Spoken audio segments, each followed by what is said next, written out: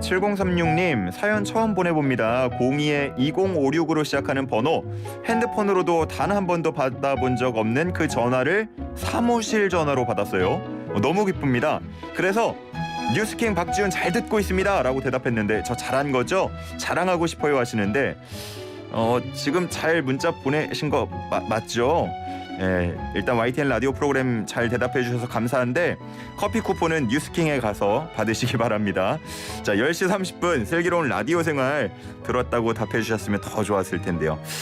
네, 감사합니다. 참고로 시간대 다르면 몇 가지 방송을 함께 말하면 다 집계가 된다고 하니까 참고해 주시기 바랍니다. 7036님 감사해요. 자, 이어서 국민권익위원회와 함께 떠납니다. 우리의 권익을 찾아서. 지난 10월 8일은 퇴역한 군인들을 위한 재향 군인의 날이었습니다. 미국도 11월 11일을 베테랑스 데이라고 해서 기념하고 있다고 하는데요. 최근에 미주 한인 참정 용사들을 위해서 미국 조지아주 에디 하비슨 상원 의원, 또 빌 히친스 하원 의원이 한국을 방문했다고 합니다. 자, 관련된 이야기 나눠봅니다. 국민권익위 민원조사기획과 김보배 조사관님 함께합니다. 안녕하십니까? 안녕하세요. 네, 반갑습니다. 자, 미국 의회 의원들이 한국을 방문하는 경우가 그렇게 흔치는 않은데, 이번에 방한은 참전용사와 관련한 조지아주의 법안이 계기가 됐다 이렇게 들었습니다. 어떤 내용인가요? 네, 미국에서는 주 정부별로 참전용사들에게 참전용사 표식이 있는 운전면허증과 차 번호판을 발급해서 각종 혜택을 제공하고 있습니다. 예. 그런데 기존에는 미군 신분으로 전쟁에 참전한 사람에게만 발급이 됐었는데요. 예. 최근에 조지아주에서 이 베테랑 운전면허증과 자동차 번호판 발급 대상을 미군의 동맹군으로 미군이 참가한 전쟁에 참전한 사람까지 확대하는 법안이 통과됐습니다.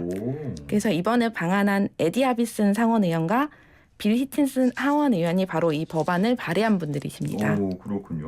이 영화에도 보면은 자동차 번호판에 이런 참전 마크 같은 거 새겨져 있는 거 볼 수가 있는데, 좀 특별한 이유가 있을까요? 저도 그 부분이 참 신기했는데요. 네. 미국은 참전용사를 굉장히 예우하는 나라입니다. 그래서 저희 국가보훈처와 같은 제대군인부가 연방정부에서 국방부 다음으로 규모가 클 정도입니다. 근데 그런 미국에서 모두가 볼 수 있는 곳에 나라를 위해 헌신한 군인의 표시가 생기는 것은 단순히 경제적 혜택을 드리기 위해서가 아니라 항상 그 희생을 기억하면서 감사와 존경을 표현하기 위해서라고 생각하시면 될 것 같습니다.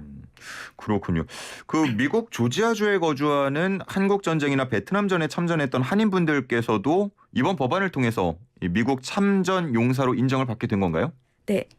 이 법안이 통과되면서 우리 교민들께서 미국의 참전용사로 완전히 등록되신 건 아니지만 미국 참전용사들께서 주어지는 보훈 혜택 일부를 받으실 수 있는 길이 열리게 됐습니다. 오, 그렇군요. 근데 예상치 못한 문제가 발생했다고요? 네. 이분들이 참전용사로 그 예우를 받으시려면 우리 정부가 참전 사실을 확인해주는 영문 병적 증명서를 내야 됐는데요. 한국 국적을 상실한 분들이어서 인터넷을 통해서는 발급받으실 수가 없고 연세가 90 가까이 되시거든요. 그래서 오래전에 한국을 떠나셔서 국내에 도와줄 분도 없는 경우가 많으셨습니다. 또 문제가 예전에는 군복무 기록이 수기로 작성되다 보니까 사실과 맞지 않는 경우도 많았고요. 또 오랜 세월이 지나서 이분들께서 본인 군번을 정확히 기억하지 못하는 경우도 많으셨습니다.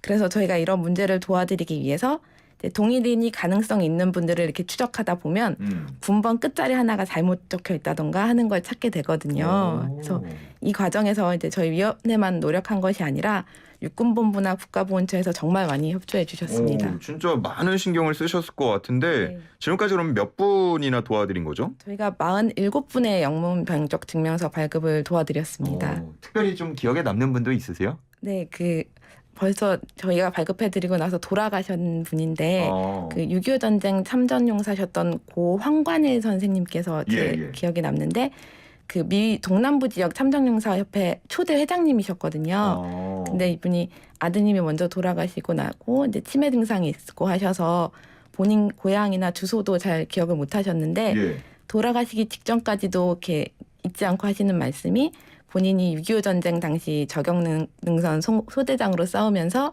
그 38선 경계가 되는 지도를 바꾸었다라는 자랑을 하셨다고 합니다. 그러셨군요. 네.